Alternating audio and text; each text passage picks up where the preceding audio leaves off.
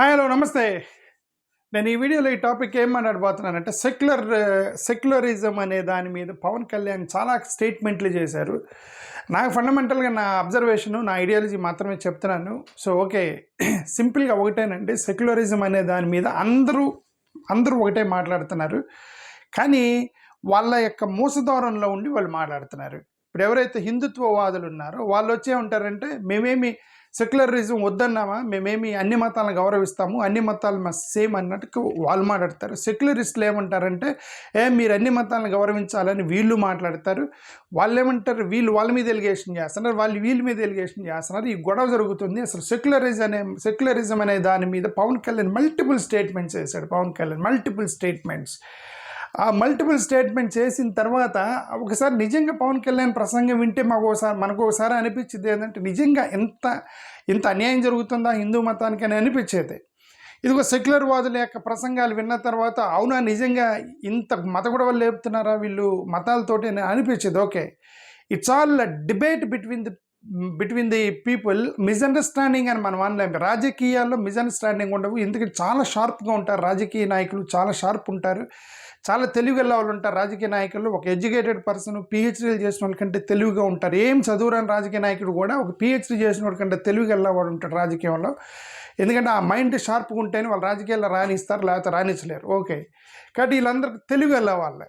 అయినా సరే ఎందుకు మాట్లాడతారంటే ఇంటెన్షనల్గా గొడవ చేయడానికే మాట్లాడతారు. ఇంటెన్షనల్గా రాజకీయ లబ్ధే తప్ప ఎవరికి కూడా సెక్యులరిజం మీద ప్రేమ లేదు, మతాల మీద ప్రేమ లేదు.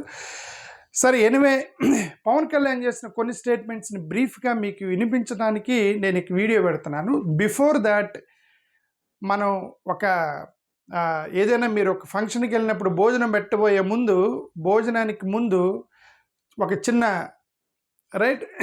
స్టార్టింగ్లో వాళ్ళు ఇచ్చేటువంటి సంథింగ్ లైక్ స్టార్టర్స్ అనుకోండి. ఆ స్టార్టర్ నాగబాబు గారి యొక్క స్టేట్మెంట్ వినండి ఒకసారి. దేవుడు అనే కాన్సెప్టే wrong concept. I don't believe in God అని చెప్తాను నేను. దేవుడు అనేది మనం కన్వీనియన్స్ కోసం మనం తయారు చేసుకున్నాం. దేవుడు అనే కాన్సెప్టే రాంగ్ కాన్సెప్ట్. అదే పవన్ కళ్యాణ్ సనాతన ధర్మం అని చెప్పి పిచ్చెక్కినట్టు కొట్టుకుంటుంటే జనసేన ఇదంతా చాలా సింపుల్గా పవన్ ఏనేమన్నా అంటే అసలు దేవుడు అనే కాన్సెప్టే ఐ డోంట్ బిలీవ్, అది నీ కన్వీనియన్స్ కోసం పెట్టుకున్నావు దేవుడైన కాన్సెప్ట్ అని ఇతను అన్నాడు. ఓకే, ఈయన కూడా మనం నమ్మటానికి లేదు. ఎందుకంటే ఇదే నాగబాబు గారు అదే ఈయన ఏమంటారు వాట్ ఇస్ గాడ్సేని పొగుడుతూ ఒకసారి ట్వీట్ పెట్టాడంటే గాడ్సే ఎందుకు మహాత్మా గాంధీని చంపాడంటే అక్కడ obviously there is a religion there again. అటు వచ్చి మతం దగ్గర ఆగింది. గాడ్సే ఎందుకు మహాత్మా గాంధీ గారిని చంపారంటే మరి ఈయనకి దేవుడి మీద నమ్మకం లేనప్పుడు, దేవుడి మీద అది కన్వీనియన్స్ కోసం పెట్టుకున్నది ఐ డోంట్ బిలీవ్ అన్నప్పుడు ఇంక మరి గాడ్సే ఎలా నచ్చాడు ఈయనకి, ఇంకా నాగబాబు గారు చెప్పాలి. ఇక్కడ పవన్ కళ్యాణ్ గారు చేసిన కొన్ని చాలా వీడియోలు ఉన్నాయి. నేను కొంచెం లైట్గా సెక్యులరిజం మీద వినిపిస్తున్నాను ఒక్కొక్కటి. ఆయన ఏమన్నారు ఇప్పుడు? సెక్యులర్ విధానం పాటించాల్సిందని బీజేపీ కానీ లేదా ఇంకొకరు ఎవరైనా సరే. అందుకని సెక్యులర్ కానీ పార్టీలు అంటే ఏముండదు. ఎందుకంటే రాజ్యాంగానికి విరుద్ధమే. అసలు ముందు పార్టీలు కావాలి, అలాంటి ఎంత సంస్థలు దాన్ని ఉండిపోతాయి. అందుకనే ఏ పార్టీ అయినా సరే ఇంక్లూడింగ్ ఎంఐఎంతో సహా అది పార్టీ సెక్యులర్ విధానాలే ఉంటాయి. ఇది హిందువుల రిపబ్లిక్ ఉండిపోద్దని చేసి ఉండొచ్చు కదా ఆ రోజు, కానీ అలా చేయలేదు. ఎందుకంటే అది మన దేశం తాలూకు లక్షణం కాదు. మన దేశం అన్ని మతాలని గౌరవిస్తుంది. అది ఎందుకు వచ్చింది అంటే బేసిక్ గా హిందువులు. ఇంకా మొత్తం వింటే మీకు టైం సరిపోదు. ఆయన సింపుల్గా చెప్పింది ఒక వర్షన్ అయితే మీకు అర్థమైంది. ఈ టైంలో ఇది మాట్లాడే టైం 2020లో ఆయన బీజేపీతో కలిసి లేడు. బీజేపీతో కలిసి లేనప్పుడు 2019లో ఎన్నికలకు వెళ్ళాడు. 2019లో ఏం ఎన్నికలకి, వాళ్ళ కమ్యూనిస్ట్ వాళ్ళతో కలిపి ఎన్నికలకు వెళ్ళాడు అతను. అప్పుడు ఇంకా కమ్యూనిస్ట్ భావజాలంలోనే ఉన్నాడు కాబట్టి ఆయన అప్పుడు చెబుతున్నాడు ఇవన్నీ ఏంటంటే అసలు మన సెక్యులర్ అనేది ఏం లేదు, ప్రతి పార్టీ కూడా సెక్యులరే, మీరు డివిజన్ తీసుకురాకూడదు, మనందరం ఒకటే, అసలు మతాల మీద రాజకీయం చేయకూడదు అన్నట్టు. ఇదంతా ప్రసంగం, ఇదేదో 2 నిమిషాలు ప్రసంగం మీకు వినిపించడం అనవసరమని జస్ట్ ఓకే ఆయన చెప్పింది. ఓకే, ఆ టైంలో కమ్యూనిస్టులతో ఉన్నప్పుడు మాట ఇది, కమ్యూనిస్టు మాట ఇది. పవన్ కళ్యాణ్ చేసింది. రెండోది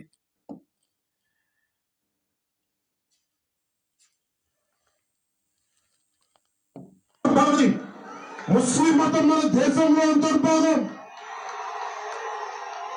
ముస్లింలు ప్రత్యేకంగా దేశభక్తి చూపించాలా? నేను భారతీయులు చెప్పాలా? ముస్లిం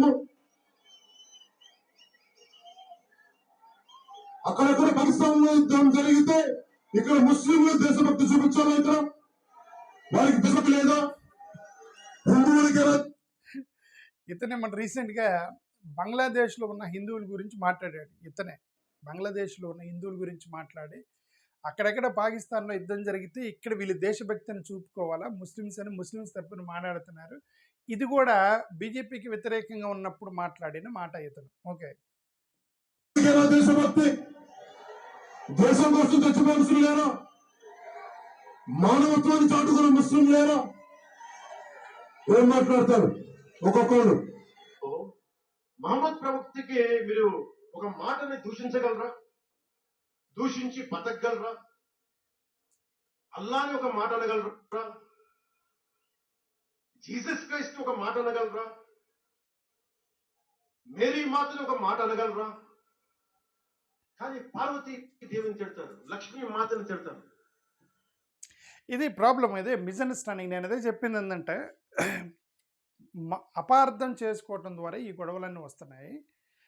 ఈయన ఏమన్నారంటే మేరీ మాతను ఎవరన్నా తిడతారా అని అన్నారు, అల్లాని ఎవరన్నా తిడతారా అన్నాడు.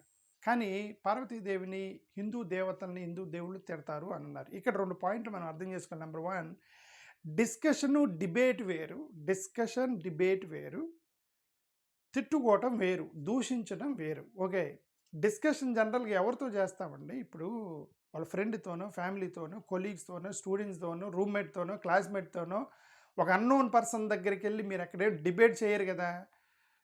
ఒక ముస్లిం ఫ్రెండ్ ఉన్నాడు మీకు. ఆ ముస్లిం ఫ్రెండ్ ఒక ఫ్రెండ్ అనుకోండి, ఏదో ఖాళీగా కూర్చున్నప్పుడు ఏమో అల్లా మంచోడా, లేదంటే రాముడు మంచోడా, లేదంటే రాముడు మంచోడా, జీసస్ మంచోడా అనేది ఫ్రెండ్స్ మధ్య డిస్కషన్ జరుగుతాయి. అది వేరు, ఆ కాంటెక్స్ట్ వేరు. ఓకే, వాటిని డిబేట్స్ అంటారు, డిస్కషన్స్ అంటారు. ఆ డిబేట్స్ అనేవి వాళ్ళు చేసుకున్నప్పుడు దాన్ని తీసుకొని దూషణగా తీసుకోకూడదు. ఆ ఐడియాలజీలో, సిద్ధాంతాల్లో, మీ నమ్మకం మీద వాళ్ళు మాట్లాడుకున్నప్పుడు మీరు ఐడియాలజీగా తీసుకోకూడదు ఫస్ట్ ఆఫ్ ఆల్. ఓకే, అది ఒక పాయింట్. రెండో పాయింట్ ఏంటంటే హిందూ మతం మీద దూషిస్తున్నారు, హిందూ మతాన్ని ఎగతాళి చేస్తున్నారు, హిందూ మతంలో ఉన్నటువంటి దేవతలను ఎగతాళి చేస్తున్నారంటే ముస్లిమ్స్ ఎవరు చేయట్లే. ముస్లిం చేస్తే ఫస్ట్ ఆఫ్ ఆల్ మీరు ఊరుకోరు, గొడవ చేస్తారు. ఓకే, ముస్లిమ్స్ తిడితే ఊరుకోరు కదా. అప్పుడు అలాగని క్రిస్టియన్స్ డైరెక్ట్గా ఈ దేవుళ్ళ మీద తిడితే మీరు ఊరుకోరు కదా, మీరు గొడవ చేస్తారు. ఎవరు మాట్లాడతారంటే హిందూ మతంలోనే ఉన్న వాళ్ళకి, హిందూ మతం మీద అనుమానం వచ్చిన వాళ్ళు హిందువులే నాస్తికులుగా తయారయ్యి వాళ్ళు మాట్లాడుతున్నారు. ఓకే, హిందువులే నాస్తికులుగా తయారయ్యి ఇది ఏందని ఇదంతా. ఇప్పుడు రామ్ గోపాల్ వర్మ లాంటి వాడు పిట్టకథలో అన్నాడు మొత్తం. ఈ రాసిన ఇటువంటి దేవుళ్ళు, కాన్సెప్ట్లు, దేవతలు మొత్తం పిట్టకథలు అన్నాడు రామ్ గోపాల్ వర్మ గారు. ఇప్పుడు ఆయన హిందువే కదా, ఆయన మాట్లాడుతున్నాడు. ఓకే, దాన్ని దాడిగా తీసుకోకూడదు. ఓకే, తనాల్సి ఒక హిందూ తన నమ్మకం కోల్పోయినప్పుడు మాట్లాడతాడు. ఇలాగే కొంతమంది క్రైస్తవులు చర్చికి వెళ్ళి కొంతకాలం బయటకు వచ్చేసి దేవుడు లేడు, ఏం లేడని చెప్పి క్రైస్తవ మతానికి ఎదురు తిరిగిన వాళ్ళు ఉన్నారు. అలాగే ముస్లిమ్స్ ఎదురు తిరిగిన వాళ్ళు ఉంటారు. ఎప్పుడు గొడవలు అనేది ఎప్పుడంటే క్రిస్టియన్స్ ముస్లిమ్స్ క్రిస్టియన్ హిందూ, ఈ cross argument, cross fight, cross దూషణ జరిగినప్పుడే సెక్యులరిజానికి ప్రాబ్లం. అంతవరకు సెక్యులరిజానికి ప్రాబ్లం కాదు. వీళ్ళు అపార్థం చేసుకునేది ఇక్కడే. ఎవరు కూడా హిందూ దేవతల్ని, హిందూ దేవుళ్ళని ఈ యొక్క అపోజిట్ వాళ్ళు ఎవరు మాట్లాడరు. మాట్లాడితే ఫస్ట్ ఆఫ్ ఆల్ గొడవలు జరుగుతాయి. ఇప్పుడు ఎక్కడ మత గొడవలు జరగట్లేదు. మత గొడవలు ఎవరు చేస్తారంటే రాజకీయ నాయకులు సృష్టిస్తున్నారే తప్ప ఓటు బ్యాంక్ని రైజ్ చేయడానికి, ఓట్ బ్యాంక్ని తీసుకోవడానికి వీళ్ళు రాజకీయ నాయకులు సృష్టించేటువంటి ప్రసంగాలు, గొడవలే తప్ప అంతేం లేదు. ఓకే, ఇది ఒకటి. అంటే నేను కొద్దిగా చూపిస్తున్నాను, చాలా వీడియోలు ఉన్నాయి కాబట్టి.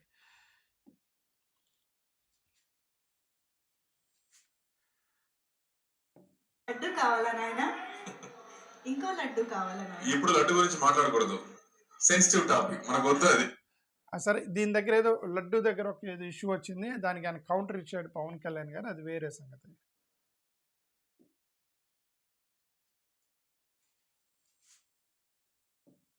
మహమ్మద్ ప్రవక్తకి మీరు ఒక మాటని దూషించగలరా? దూషించి బతకగలరా? మనం ఆల్రెడీ చూసాం అది. True secularism should be applied in a true spirit, not for damn convenient vote bank politics. Don't do it. The same thing applies to even హిందుత్వవాదీస్, రైట్? ఈవెన్ హిందుత్వవాదీస్ ఎవరైతే రాజకీయం చేస్తున్నారో, ట్రూ సెక్యులరిజం, నాట్ ఓన్లీ హిందుత్వవాదీస్, it can be Muslim వాదీస్, it can be హిందుత్వవాది, it can be Christian వాది, ఎవరైతే రాజకీయాల కోసం మత విద్వేషాలు లేపడానికి వాళ్ళ మతాన్ని హైలైట్ చేస్తున్నారో, the same thing applies to them, right? ఇప్పుడు ఈయనేమన్నా ట్రూ సెక్యులరిజం అనేది ట్రూగానే ఉండాలి తప్ప నాట్ ఫర్ పాలిటిక్స్ అన్నాడు. ఇది వాళ్ళకి అప్లికబుల్ కాదా? ఎవరైతే ఈ మతాలు రాజకీయం కోసం, ఓట్ల కోసం మెజారిటీని రెచ్చగొట్టేసి ఓట్లుగా మార్చడానికి చేసేటువంటి వాళ్ళకి ఇది అప్లికబుల్ కాదా అనేది పవన్ కళ్యాణ్ చెప్పాలి. ఇది ఓకే, చెప్పేదేముంది, తను చేస్తుందే రాజకీయం కోసమే చేస్తున్నాడు కాబట్టి తను he will not say anyway, right?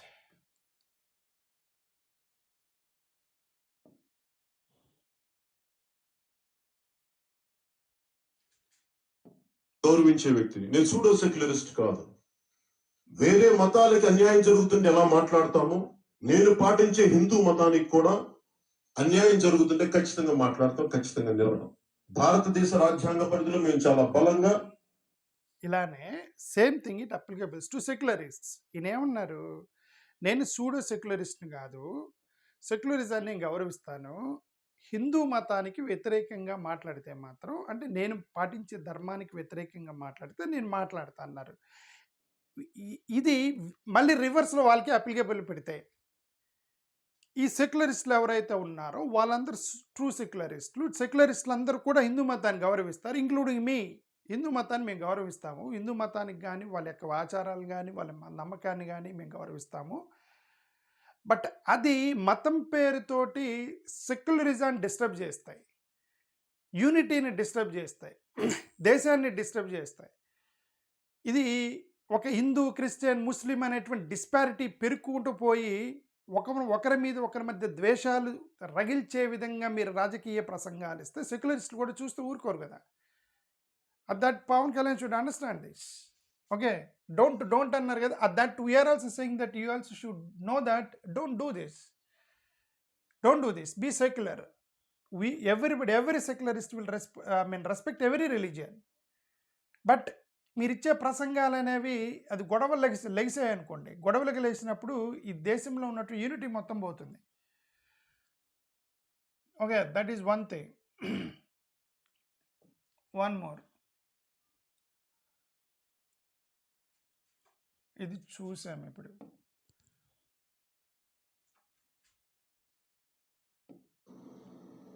Secularism చాలా కన్వీనియంట్ గా వాడేసారు కొన్ని దశాబ్దాలుగా ఈ దేశంలో.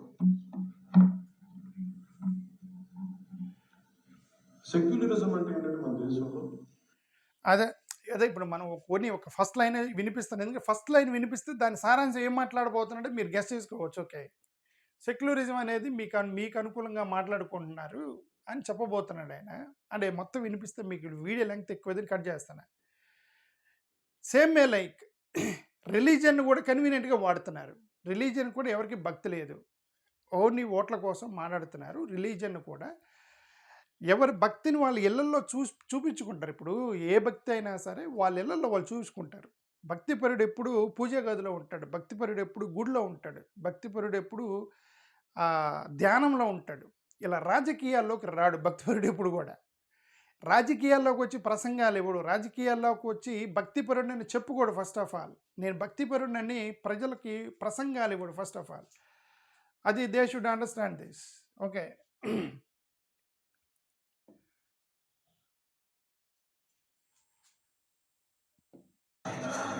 దయచేసి ఎవరైనా సరే సెక్యులరిజం పేరు మీద సనాతన ధర్మాన్ని చావగొట్టదు. హిందూ సేమ్ మళ్ళీ ఇదే మతం పేరు మీద లౌకికవాదాన్ని సావగొట్టడం కూడా తప్పు. మతం పేరుతోటి ఇది భారతదేశం లౌకిక దేశం. This is secular country. Secular కంట్రీలో పేద బడుగు బలహీన వర్గాలతో పాటు క్రిస్టియన్, హిందూ, ముస్లిం, జైన్, పార్సీ అందరు కలిసి ఉన్నారు. అందరు కలిసి ఉన్నటువంటి ఒక యునైటెడ్గా ఉన్న దేశం మీద ఈ విధంగా ఒక రిలీజియన్ని, మెజారిటీ రిలీజియన్ని ఓట్లుగా మలుచుకోవటానికి విద్వేషాలు లేవటం ద్వారా భారతదేశం యొక్క ఔన్నత్యాన్ని మనం కోల్పోతాం. అది చాలా ప్రమాదం. రాజకీయ నాయకులు ఓట్ల బ్యాంకు కోసం, ఓట్ల కోసం, పార్టీలను బతికించుకోవటం కోసం కమ్యూనిస్టులు ఒక్కసారిగా మళ్ళీ సనాతనవాదులు మళ్ళీ ఒక్కసారిగా మళ్ళీ కమ్యూనిస్టులుగా మారిపోవటం, రాజకీయ అవసరాల కోసం మారిపోవటం అనేది దాన్ని మతానికి తీసుకొచ్చి ముడిపెట్టడం కూడా కరెక్ట్ కాదు.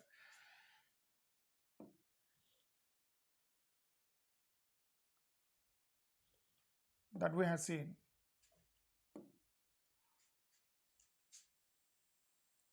మార్వాడి సోదరులందరికీ ఈ రోజున మహావీరుడి జయంతి కాబట్టి మహావీర్ జయంతి శుభాకాంక్షలు మార్వాడి సమాజం అందరికీ మనస్ఫూర్తిగా నేను తెలియజేసుకుంటాము.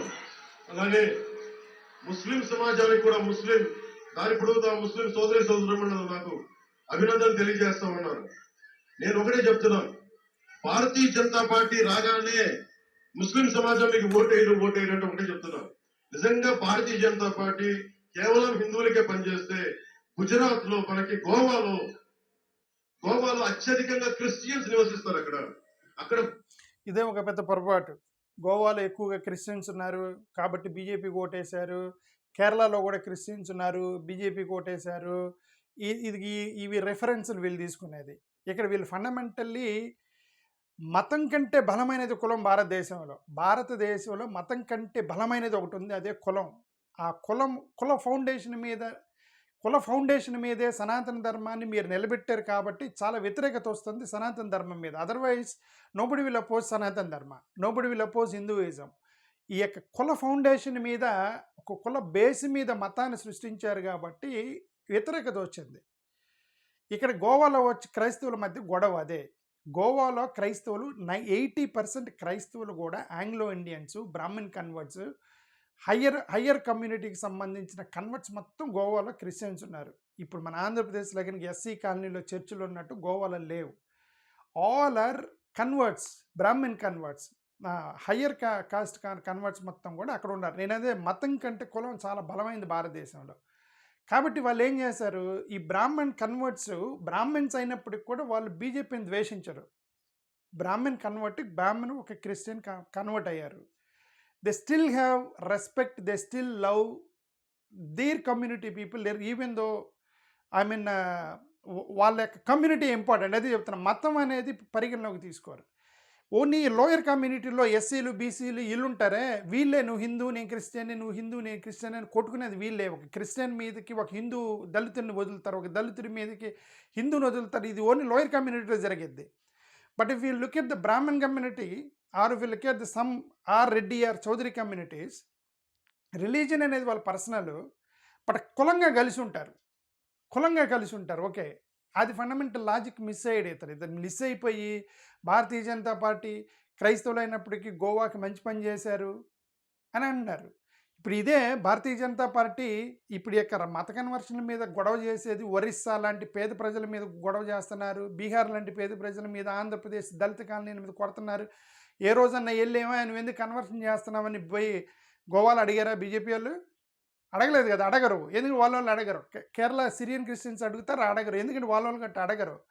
ఇదంతా కూడా ఏంటంటే అదే కుల ప్రాతినిధ్యం మీదకే నెట్ అయి ఉంది ఇది మొత్తం కూడా. ఇది ఓకే, ఇది ఫండమెంటల్ భౌగోళిక పరిస్థితుల్ని మర్చిపోయి వీళ్ళు మాట్లాడుతున్నారు వీళ్ళంతా.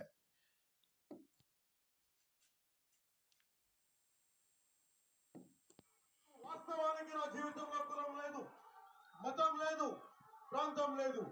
నేను మానవత్వాన్ని, జాతీయతని గౌరవిస్తాను.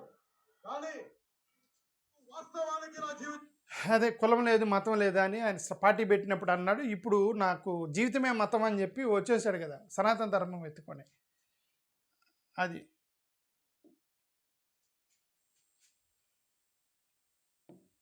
ప్రకాష్ రాజ్ గారు మాట్లాడారు నా మీద, అని నేను సరే అయితే ప్రకాష్ రాజ్ గారు ఆయన మీద ఏదో కౌంటర్ ఇచ్చారు సెక్యులర్ వాదం మీద. సనాతన ధర్మాన్ని నేను పాటిస్తున్నప్పుడు దాన్ని విమర్శించే హక్కు ఎవరికి లేదు. నేను చాలాసార్లు చెప్పాను, సనాతన ధర్మాన్ని ఎవరు విమర్శించరు. సనాతన ధర్మంలో ఉన్న ఒక భాగం, వర్ణ వ్యవస్థ అనే భాగం మీదనే ఎవరు మాట్లాడినా దాని మీదే మాట్లాడతారే తప్ప సనాతన ధర్మం మీద ఎవరు మాట్లాడరు. ఇఫ్ ఇట్ ఈస్ ధర్మం, నోబడి విల్ టాక్. నీ సనాతన ధర్మంలో అధర్మం ఉంటే మాత్రం మాట్లాడతారు. ఈ నీ ధర్మంలో అధర్మం ఏంటంటే ఈ కుల వ్యవస్థ, వర్ణ వ్యవస్థ. బ్రాహ్మణులు ఎక్కడి నుంచో వచ్చారు, అరికాల నుంచి శూద్రుడు వచ్చాడు, ఆడేవాడు 5th వర్ణ, ఇది ఎస్సీ ఎస్టీ అసలు వర్ణంలో లేనివాడు బయట అని చెప్పి ఈ అధర్మం ఉంది. ఆ ధర్మం గురించి మాట్లాడతారు తప్ప ధర్మం గురించి ఎవరు, నోబడి టాక్స్ అబౌట్ ధర్మ. Everybody will question if it is అధర్మ ఇన్ యువర్ ధర్మ. That fundamentally should understand.